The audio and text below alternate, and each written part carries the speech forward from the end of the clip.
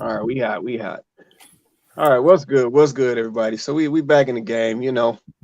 Facebook over here cutting off people's feeds, doing all type of stuff. So I said, I hope we didn't miss anybody who was trying to join the show. Let me throw the link back up. Um, since they booted us, let me throw it back in the chats as well. Yeah, man, we over here having a good convo, man, and Facebook just jumps in here, just just shut you down. Um, yeah, I don't understand, They're man. I running a guess mean algorithm, ain't they?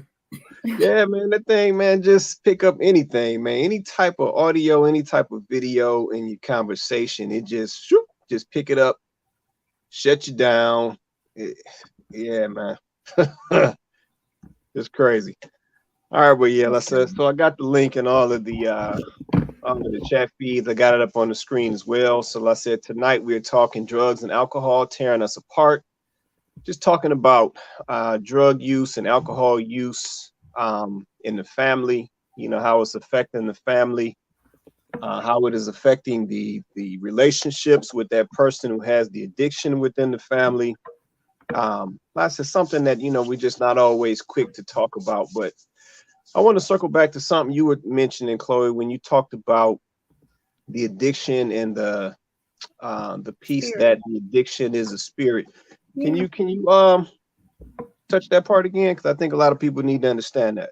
Sure. Yeah. So people have to understand the real challenge that those who are suffering from addiction, the real challenge that they have is a spiritual one, because everything in this life is governed by spiritual laws, because the spiritual realm, right, the heavens existed before the natural realm.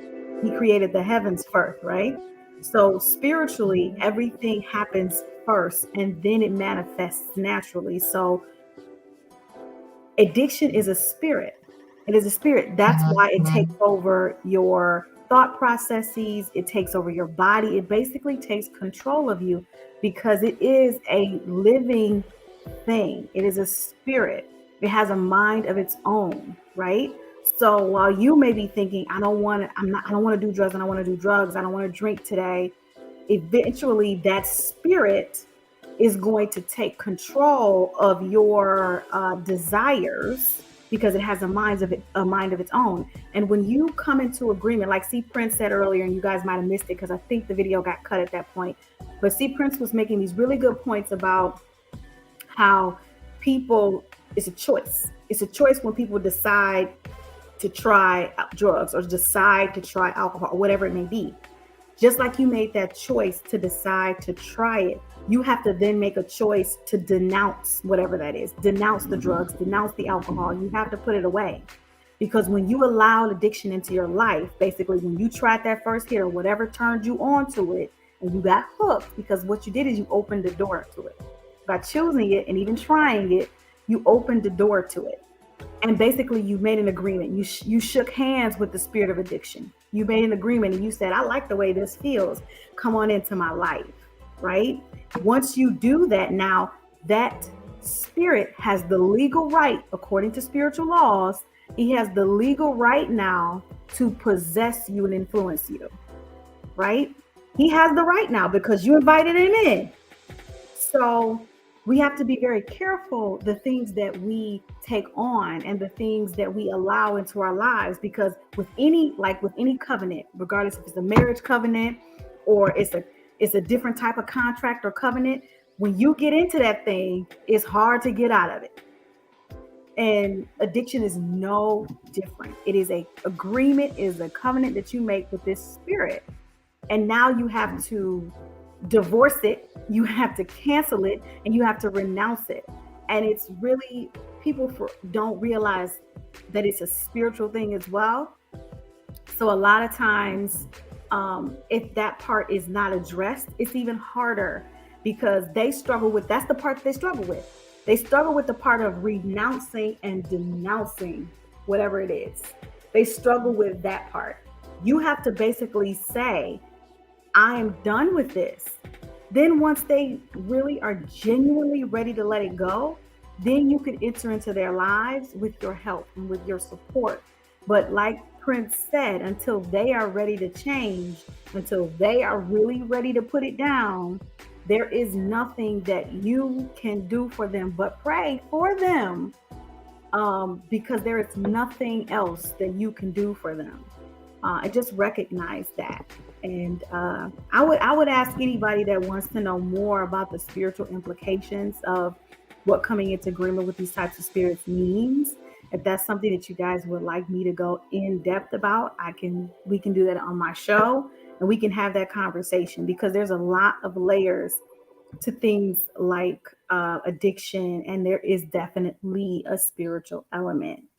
But it's something that people have to understand, because until you put that thing down, that thing has the right to control your life, and it's very serious. Yeah. Yeah, no, this is a tough one. You want to say something, C first?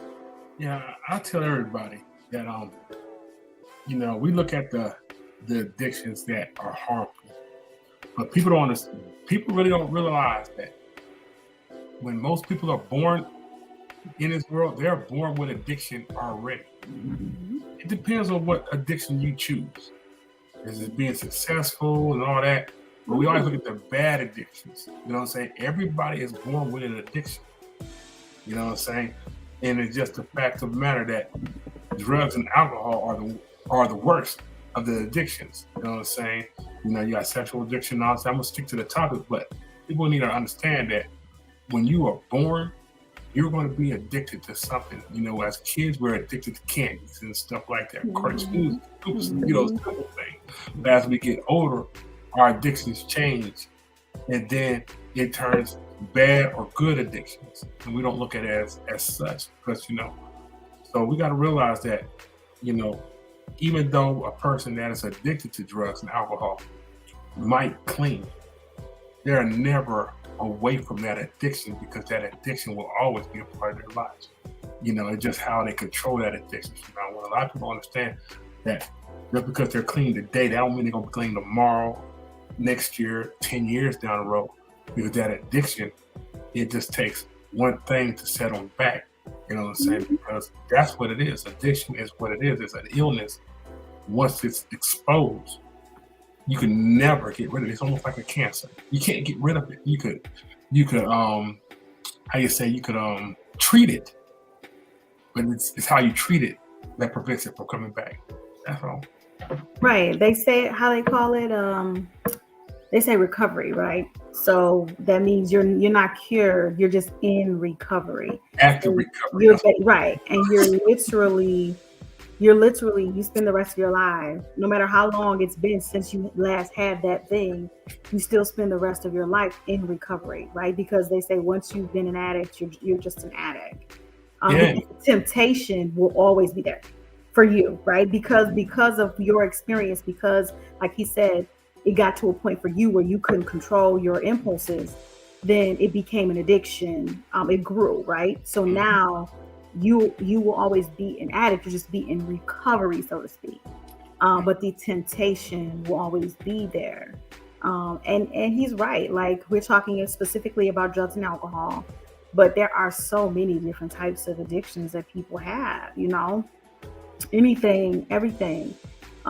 Anything that you come in agreement with, basically anything that you allow to just have control of you is an addiction. If you put it before anything else in your life that should have a higher priority, then yeah, it's an addiction. And I just don't see enough people paying attention to that, right? We live in a society, and I hate to say it, but society promotes this type of living.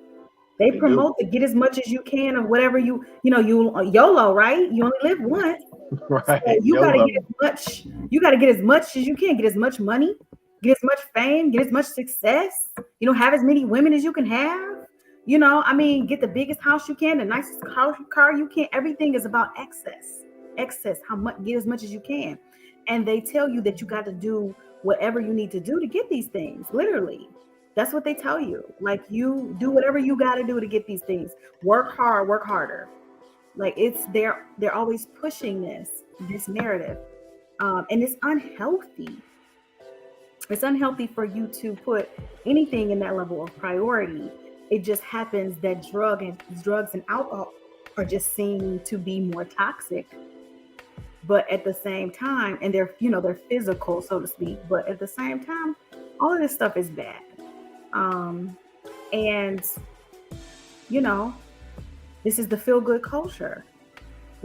Everybody's being prompted to do the thing that makes them feel good, and that they shouldn't feel bad about it because they must live their best life.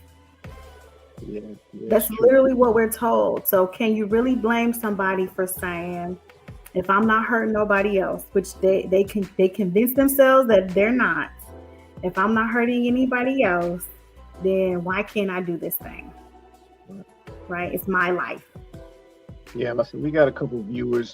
Just to catch everybody up, Lester, we're talking about drugs and alcohol tearing families apart, tearing relationships apart. I don't know if anybody's watching right now has experienced a drug or alcohol addiction in the family and watched it, in the turmoil that it causes and the separation and you name it. So definitely drop a comment if you've experienced that or lived through that situation, or if you're living through it right now. Because that's why I wanted to talk about this, right? Because I said we have a lot of these things that exist in our families, and like I said, I've had some direct family members, with addictions, and it literally does tear families apart. You watch it tear apart the relationships between the parents and the children. You watch it tear apart the relationships between the brothers and the sisters. You look at the parent, looking at their child, even though their child is grown, looking at their grown child, addicted to alcohol or drugs, whatever it is. And it, like I said, it just destroys families from the inside out.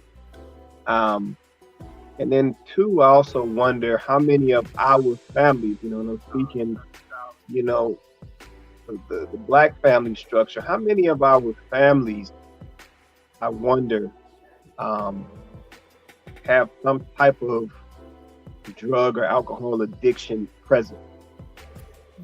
Like, I really wonder that. Is the percentage high? Is the percentage low?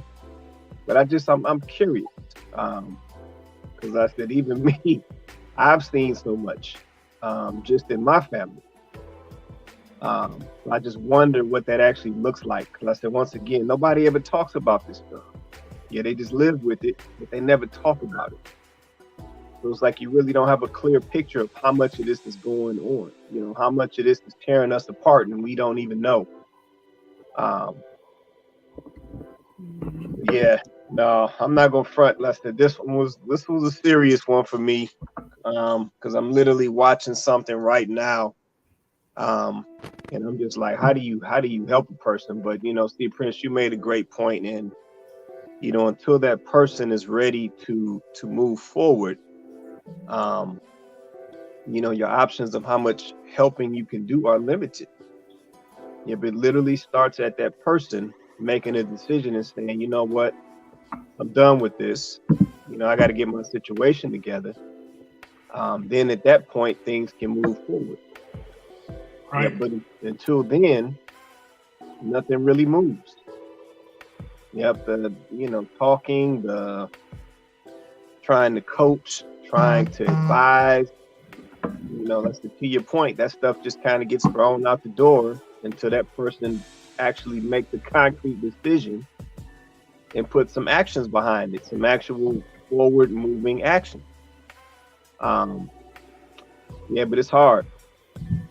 Yeah, I was thinking about what Prit said, and I don't know if you guys caught it before the video got cut off, but you were saying there's a lot of agencies out here that are set up with the intention to help, to help those who are struggling with addiction, but they end up at times enabling them, right? And I was just talking about how I had come across a program just recently I heard about a program that actually I do think is a great resource for someone who is in recovery. The problem is it can potentially be an enabler, because if that person is not truly recovering, if that person is still, on the fence and kind of going back and forth and playing, double dutch with their recovery, then this potential program can end up enabling them a bit, and making it a little easier, not completely easy. It's not like they're, just giving them the access, but at the same time, it can make them a little easier for them to continue to live the lifestyle. And I just think that, it's unfortunate, because we do need programs like this to exist for those who truly are in recovery. But then at the same time, it's just like one of those catch-22 situations, right? Where, it's the same way with the supportive family, when the family's trying to support that person and, help them and give them access to the things that they need to recover. But then at the same time, they're maybe not taking that help and using it the way that it's been intended. It's the same type of scenario, right? And it's difficult. It's difficult to try to find out, how should you react? What should you do? How much is too much? When should you pull back? How much support should you give? It's challenging, to say the least. This problem with addiction is just that. It's a problem, and it's harmful, and it's hurtful, and it's destructive for every person involved. It's, obviously, especially the person that's suffering from the addiction, but for every person that's affected by it, anybody around them is affected by it. So, yeah. If you notice, because I'm a veteran, so you see a lot of veterans and stuff. So when we go through our classes and stuff, you hear them talk. You hear veterans who've been in facilities 21 times. They took the 22nd time to get it, that they took it seriously and stuff. People look at people who keep going back to these clinics and stuff like a revolving door. Sometimes for certain people it is. Certain times it's not. You might have a person that come in one time, get help, and then go back out there and dabble and die. And you got the other person go out there 30, 40 times, come back for help, and it takes them 30, the fifth time to get, and he's serious. You know what I'm saying?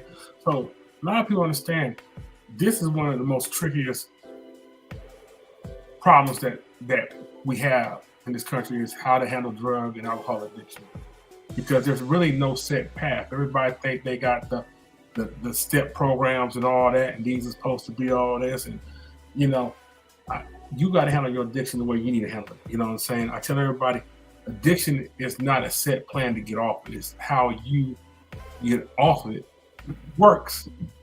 You know what I'm saying? I say it like this: it ain't the plan. It's how you take upon yourself to get off these items or these things that enable you to function in your normal mind. You know what I'm saying? Not because when things control you, you know what I'm saying, regardless of what it is, when things control you, you're not operating in your right mind.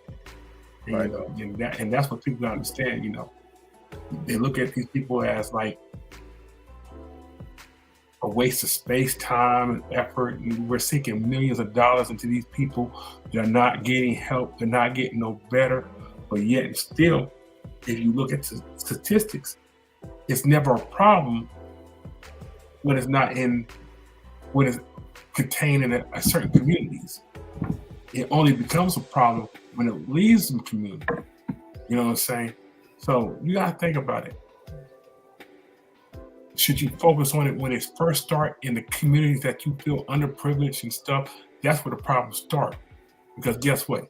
Anything in a poverty community becomes fashion.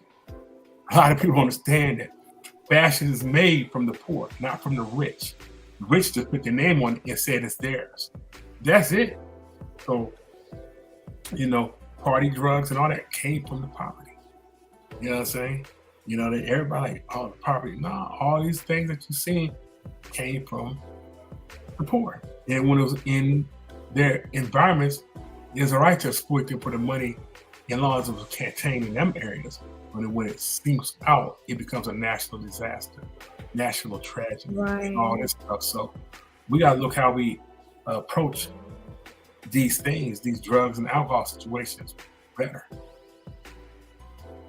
Yeah, I think there needs to be more education about this. I mean, more than just,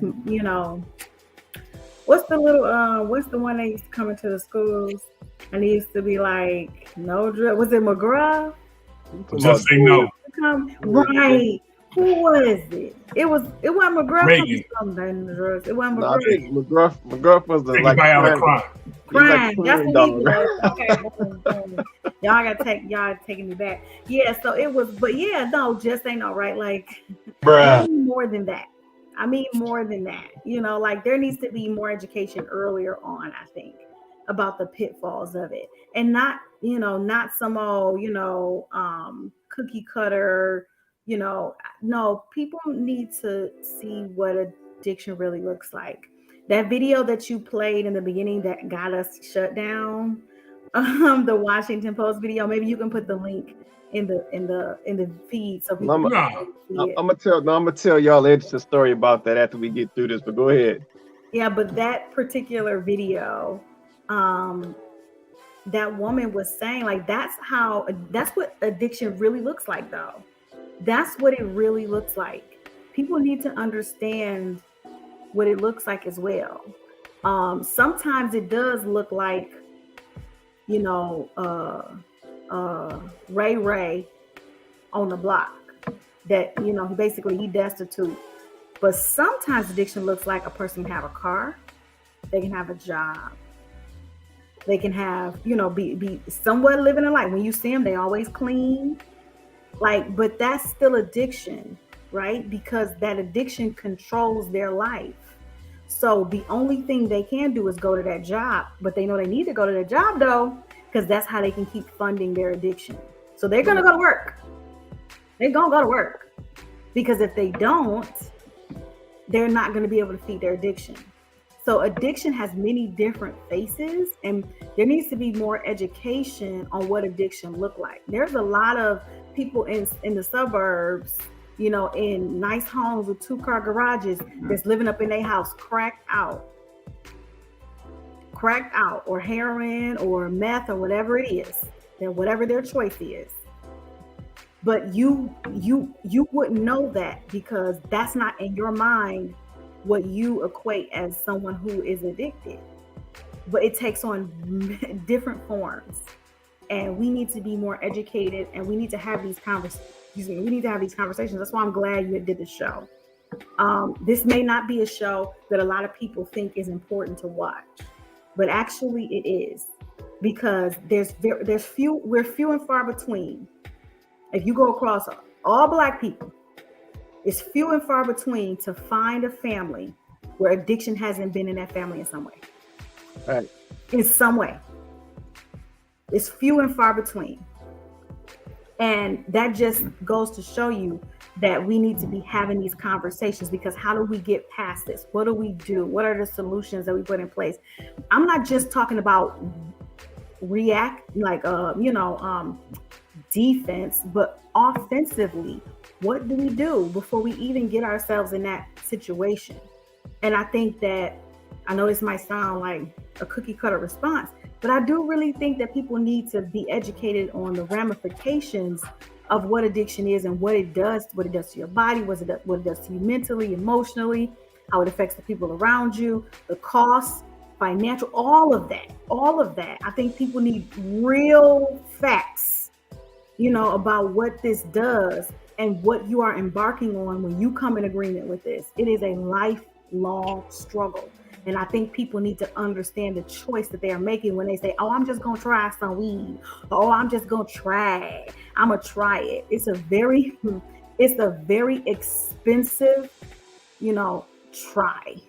Like, it could cost you literally your life. And I think that people need to spend more time. We need to get to people earlier and spend more time educating them. Facts. No, I agree with that. Well, yeah, like I said, I didn't want to make this a long one. Like I said, I just wanted to get serious for a minute because I said this was sitting on my heart, and I'm like, I need to have this discussion. But I said, I know a lot of Black families, I'm sure, have some type of alcohol or drug addiction in their family. Somebody in the family member got something going on. I don't doubt it. I'd almost feel comfortable saying almost all of our families, to be honest with you. Like at some point, even in the past generation, some point, somebody had some type of substance addiction in the family. And like that, as the title says, it's literally tearing our families apart. Yep, destroying relationships, destroying children, destroying brother-sister relationships, folks losing jobs, having nowhere to live at. Like it's tearing us up. Yeah, and I'm like, we got to talk about this stuff. Even in the conversation, you may be able to learn something from somebody else who went through it and, you know, and actually had solutions around what to do or what point, you know, people say the breaking point. You know, somebody had to get to this breaking point, you know, to want to change it or to want to fix it. So, yeah, like I said, we got to continue to have these conversations because that's the only way, you know, that we're going to get in front of these things and move forward and keep our families together. Because I said, this type of stuff literally tears us apart from the inside out, like literally. Yep. So we're going to leave it at that. Chloe, you want to say anything in closing off before we get out of here? No, just I hope you guys got a chance to catch the show in its entirety. It may be split into 2 different videos now. So you might have to try to catch the first half and catch this half too. But it's an important conversation to have. And if anybody is interested in, you know, me going further into the spiritual implications of addiction, then definitely drop a comment in the video, the comment section of the video. And maybe that's something we can, you know, have a side conversation about, do a video about that. Okay. All right, we appreciate that. Steve Prince, you going to say anything in closing before we get out of here, man? Normally I have a lot to say, but this is a serious topic, so I ain't really got nothing to say. Y'all heard what we talked about. Yeah. No, I understand. No, I said this was a serious one, man. I said I had to touch it though. It's been bothering me. I'm like, yeah, we got to have this conversation. I said, I hate Facebook stepped in with this nonsense that they do, you know, cutting the video. But like I said, hopefully folks can get, you know, what they need to get from these videos. And like I said, you know, we may come back to this. I'd love to come back to this topic with a success story. That would be awesome. So we're going to see what we do with it. We may touch it again, like I said, with a success story, you know. But I appreciate everybody joining tonight, everybody hanging with us through our little technical difficulties. Let's say once again, this is Candid Convos. We do this show every Wednesday night, 8:30 Eastern Standard Time. Like I said, definitely like, share, subscribe. We are on YouTube at the Quay Price page. We're also on Facebook as well. So definitely share out the show, help spread the information.